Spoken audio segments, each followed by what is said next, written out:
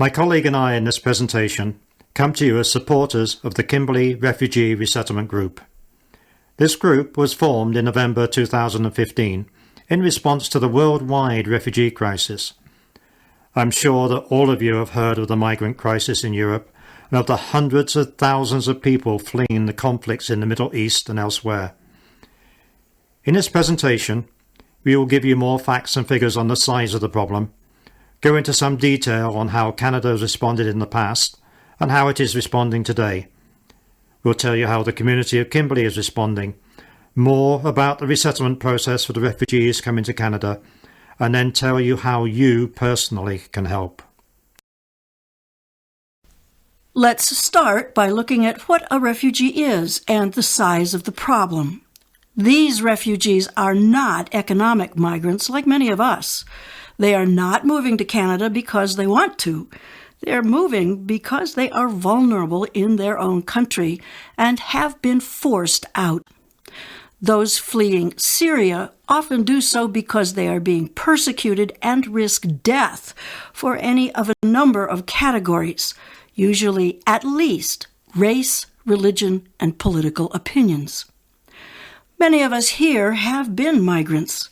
We understand the disruption of voluntarily giving up one life for a new life in a different country.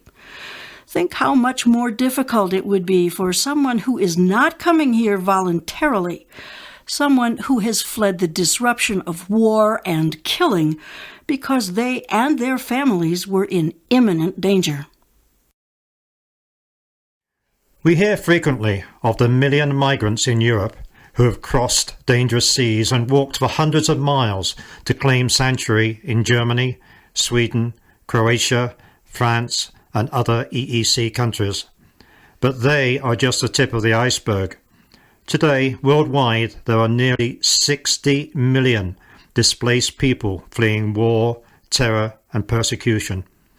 4 out of 5 of these are women and children. Syria is foremost in today's news stories. This turmoil is not new. There has been some form of disruption in this area for over 100 years. The conflict driving the current exodus started in 2011 with rebellion against Syria's President al-Assad, terror, and ethnic cleansing.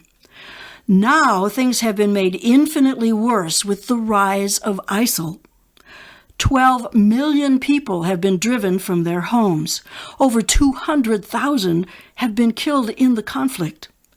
In 2011, Syria's population was about 22 million. 70 to 74% of these were Sunni Muslim. The ruling sect, the Alawites, made up about 10%. In 2015, the population is estimated at only 18 million, of which 8 million are internally displaced within Syria. This slide shows the current population of refugees in the countries surrounding Syria. They do not include the migrants that have moved on to claim asylum in Europe. It should be noted that these numbers often represent a high percentage of their host country's population. For example, refugees are 10% of the population of Jordan. But serious as it most assuredly is, Syria is not the only focal point with the refugee challenge. There are tens of millions displaced by 15 other conflicts in Europe, Asia, and Africa. The United Nations High Commission for Refugees is the UN's global agency for refugees. They defined 3 main ways that refugees cease to be refugees. First, they voluntarily go back to their home areas. In the case of Syria, that possibility may be years away. The conflicts are not yet settled, and the infrastructure has been devastated by the war. However, it is known that many in the refugee camps around Syria will not want to migrate elsewhere since they want to go home as soon as they can. That means that the camps may not be as temporary as the UN and other aid agencies would like. This suggests that one priority should be recognizing this and improving the conditions in the camps to sustain a reasonable level of living for several years. Kimberley Refugee Resettlement Group will therefore use any excess funds to support this approach. Second, refugees become integrated into the local communities in the country of asylum. There are obvious challenges with this when the refugees are a large portion of the population in the asylum country. As mentioned, the refugees now make up more than 10% of the population of Jordan alone, for example. Third, other countries, such as Canada and the USA, accept refugees for permanent resettlement. This is the program put in place by the Government of Canada to bring 25,000 Syrian refugees to Canada in the next few months. We support this program and will tell you more about it and how we in Kimberley fit into it. Why do we bother? It is because we recognize that what is happening in the Middle East means the need to find places to resettle refugees is greater than ever. But we also recognize that sponsoring a refugee family does not change just their life. It has a positive change to all our lives. Canada prides itself on being a multicultural and ethnically diverse country. We recognize we are enriched with new people and new cultures. Canada has traditionally accepted around 12,000 refugees every year. We have a long history of reaching out to those in need in other countries, but less than 0.5% of refugees are likely to gain resettlement in a safe and secure country.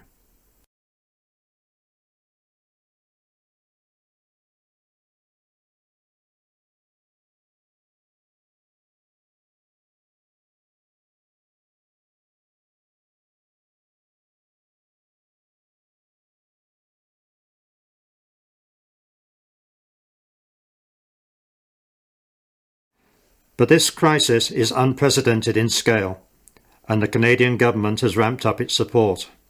25,000 refugees will be brought to Canada in the next few months.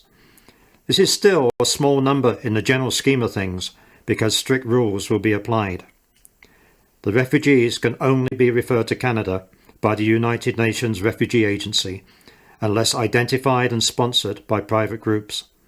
The Canadian government has said that it will prioritise the most vulnerable groups: families, women at risk, and sexual minorities, migrants already in Europe, Germany, France, and so on, and single men will be very low in the priority list. Once the refugees have been identified and security cleared, they will be flown to reception centres in several major cities before being moved to where they are being resettled. We hope 2 families will come to Kimberley. To summarize the process, once the UN High Commission for Refugees has confirmed refugee status, medical, security, and criminality checks will be carried out. Once that is done, they are placed in the Canadian Resettlement Program and given local sponsors. As mentioned earlier, there are 2 main sponsorship options: private sponsorship and a blended sponsorship where responsibility for the refugees is shared between a local sponsor and the Government of Canada. We are pursuing the blended sponsorship in support of the refugees being brought to Canada by the Canadian government. The Canadian government selects and vets the refugees and brings them to Canada. From there, the local sponsors assume the day-to-day responsibilities with some assistance from the government. We commit up to a year of support. If the refugees become financially independent earlier and no longer need our help in the community, the sponsorship ends. Any of our surplus funds can then be used for other refugee support, including improving conditions in the camps. So how do we in the City of Kimberley fit into this?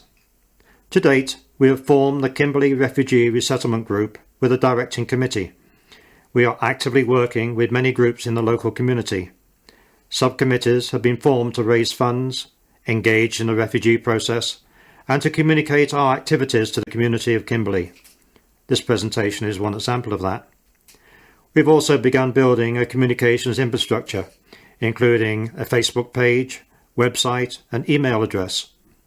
We've made contact and are working with an equivalent initiative in Cranbrook with the aim of sharing our knowledge and experience. But obviously there is much to do before we can accept and support refugees in Kimberley. We need more communications resources, fundraising, people to form the various support teams, and so on. It should be noted that this is not likely to be a one-off campaign. The refugee problem is not going away.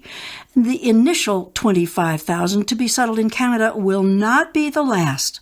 We are therefore taking pains to set up an organization in Kimberley that will persist and be supportable in the long term. To provide for a year for 2 families of 4 or the equivalent, it is estimated we will need a total of approximately $54,000. This estimate is based on the experience of groups already supporting resettlement, such as the Anglican Church. The chart breaks down this estimate into more detail. Government-assisted refugees, upon their arrival to British Columbia, receive Resettlement Assistance Programme (RAP) income benefits that follow the same rates as provincial income support rates. RAP benefits include monthly contributions towards shelter, transportation and food. In addition, Citizenship and Immigration Canada provides a one-time start-up allowance for such things as clothing, telephone installation, toiletries and other household staples. So we expect to receive approximately $20,000 from the Canadian government, which leaves us with needing to raise around $34,000 in cash or in kind. What are we committing ourselves to? Apart from the financial side, there is a lot. This chart summarizes the major activities. It is important that we are well prepared. You only get one chance to make a good first impression. It is traumatic arriving in a new country, especially if you do not know the language or anyone there. We will need to make this as good an experience as possible. It looks a daunting task, but just like everything complicated, any project is easier if broken down into smaller chunks. The current committee looks like this. Our main needs for additional help and support are the 2 blue boxes, fundraising and settlement planning.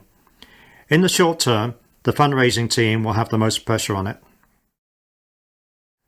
Once funding is in place and refugees are on their way, settlement planning will be the main activity. There's a lot to think about and do. There will be a number of teams, each with their own role and responsibilities. The settlement planning teams are likely to look something like this chart, but it will be refined as we move forward. As soon as the family is settled, an orientation tour will be needed. Where are the shops, the doctor, the dentist, the bus stops, and so on. We will also need to assist with the government paperwork, benefits, social insurance numbers, medical plans, and so on. And it's not as easy to open a bank account as it used to be. In addition, the concept of bank accounts, cheques, and credit cards are not as universal as we tend to assume. The families will need help setting these up and possibly learning to manage them. We won't know much about the work experience of the refugees before they arrive. We should not assume that any minimum wage job will be suitable. In any case, we will need to help the refugees transfer their skills and experience to the Canadian environment. The refugees will already have cleared customs and immigration, so the main task here is to be there for them. Hopefully, we will have some idea as to their language skills and have someone available as interpreter if needed. The planning here needs to cover both public and private transportation. Do the refugees have driving licenses that would be accepted in BC? Will their education or jobs training or jobs require more than the available public transport? If a car is required, should it be purchased or leased? Social activities will be an important part of integrating the refugees into our community. There are lots of opportunities, but it is likely that they will mostly be new concepts for the refugees. One challenge may be finding opportunities for the refugees to practice their faith. There isn't a mosque in the area, so options need to be identified and explored. So what will each of the teams need to think about? Once we know when the refugees will arrive, housing will be busy. Appropriate accommodation will need to be in place and available before they arrive. For anyone who has set up a house from scratch, there's a lot to think about, from furniture to appliances to suitable clothing to having the basic foodstuffs in place. We will also need to be knowledgeable about what foods are acceptable. For example, if the refugee is Muslim, meat will need to be halal, and pork products are not an option. Once the refugees arrive, the health and education teams will need to be ready to assist. Setting up initial visits to both the doctor and the dentist will likely be high on the agenda. Fortunately, we have access to excellent medical and dental care in Kimberley. Kimberley is blessed with good schools, but there will be issues around placement in an appropriate level class, and language skills may be a challenge. Fortunately, children are usually good at quickly picking up the local language. As you can see, there is no shortage of opportunities for anyone who wants to help. If you want to discuss the possibility of helping with your time and skills, please approach one of the committee members. We will always be grateful for any financial or in-kind donations. And above all, we ask for you to be supportive of what we are doing. It has been said that we should forget what's happening overseas and concentrate on our own challenges, the homeless, food banks, and so on. However, if we ignore the problems overseas, pretty soon they will become so big that they will inevitably become our problems as well. So please share your thoughts and ideas with us. Be positive about our efforts and encourage others to help in any way they can. We welcome your feedback and questions and your support. Thank you for listening today, and please do feel free to contact us.